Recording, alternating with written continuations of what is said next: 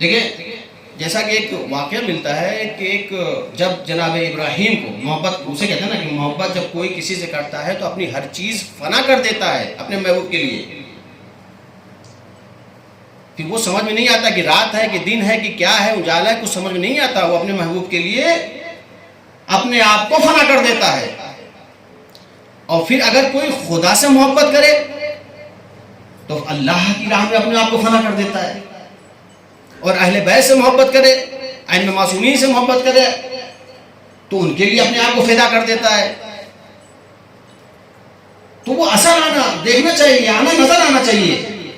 لہذا کہتے ہیں کہ یہ جب جناب ابراہیم کو منجنیق کے ذریعے سے آگ میں پھینکا جا رہا تھا، جیسا کہ آپ سب جانتے ہیں کہ کتنی بھیانک آگ تھی، کتنے دنوں تک جو ہے لکڑیاں جمع کی گئیں، اور اس کے بعد جب اس میں آگ لگائی گئی تو کتنے دور تک، میلوں تک جو ہے کوئی چرند پرند جو ہے اڑ نہیں سکتا تھا، جا نہیں سکتا تھا، اس کے نزدیک ہو نہیں سکتا تھا کوئی.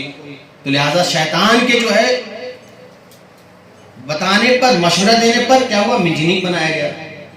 اب منجنیق بنا کر جب ابراہیم کو جو ہے آگ میں پھینکا جانے لگا تو بتاتے ہیں کہ ایک پرندہ ایک درخت پہ بیٹھا ہوا تھا. دیکھیں محبت اسے کہتے ہیں. ایک پرندہ ایک درخت پہ بیٹھا ہوا تھا، وہ اس منظر کو دیکھ رہا تھا. وہ اس منظر کو دیکھ رہا تھا کہ جناب ابراہیم کو منجنیق کے ذریعے سے آگ میں پھینکا جا رہا ہے. جب اس نے دیکھا پرندے نے کہ جناب ابراہیم کو آگ میں پھینکا جا رہا ہے، ادھر جناب ابراہیم کو آگ میں پھینکا گیا، وہ پرندہ درخت سے اڑا اور اڑنے کے بعد اس آگ کی طرف چلا جس آگ میں جناب ابراہیم کو پھینکا جا رہا تھا. ایک مرتبہ خداوند عالم نے کہا، اے جبرائیل اس پرندے کا رخ موڑ دو، دوسری طرف موڑ دو، کہیں ایسا نہ ہو یہ فنا نہ ہو جائے، یہ اپنے آپ کو جلا کے راکھ نہ کر دے، اور یہ راکھ کر دے گا.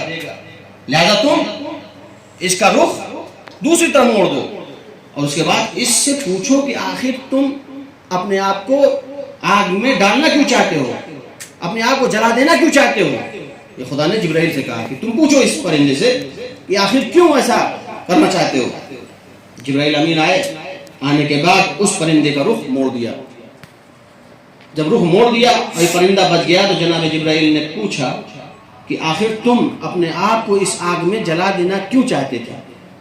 ایک مرتبہ اس پرندے نے کہا، اے جبرائیل کیا تم نہیں دیکھ رہے ہو کہ اللہ کا حبیب، اللہ کا دوست، اس کو آگ میں جلا دیا جا رہا ہے.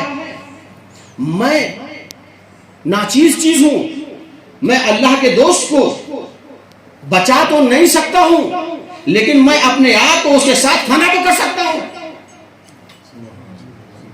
صلوات پڑھیے گا محمد وعلی محمد پر.